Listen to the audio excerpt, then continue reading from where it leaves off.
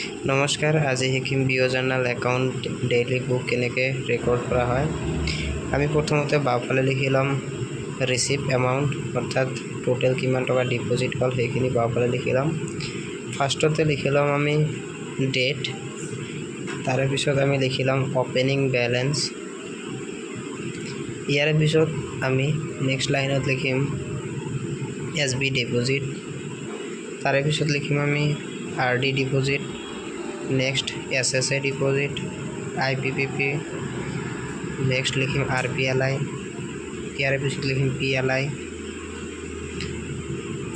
তাৰপিছত আমি লিখি ল'ম চি অ' ডি বা ভি পি, অৰ্থাৎ যিবিলাক বিঅ'ত চি অ' ডি আৰু ভি পি ৰিচিভ কৰা হয় সেইবিলাকৰ এমাউণ্টটো ডেলিভাৰী হোৱাৰ পিছত তাতে লিখি ল'ম।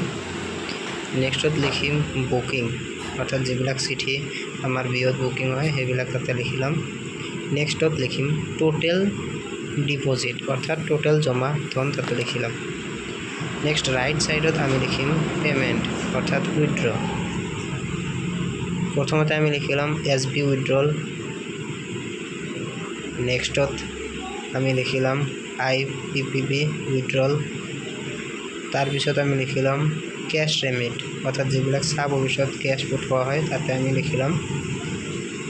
নেক্সটত আমি লিখিম টোটেল পে'মেণ্ট, অৰ্থাৎ আজিৰ দিনটোত কিমান টকা পে'মেণ্ট কৰা হ'ল গোটেইখিনি তাতে লিখি ল'ম। নেক্সটত আমি লিখিম ক্লজিং বেলেঞ্চ, তাৰপিছত আমি লিখি ল'ম initial of B P M, অৰ্থাৎ বি পি এমৰ ছিগনেচাৰ তাতে কৰি দেওয়া হ'ব।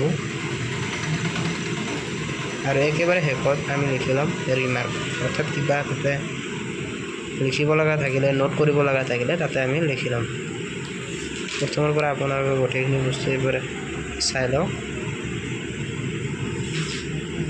ধন্যবাদ, আজি এইখিনিয়ে।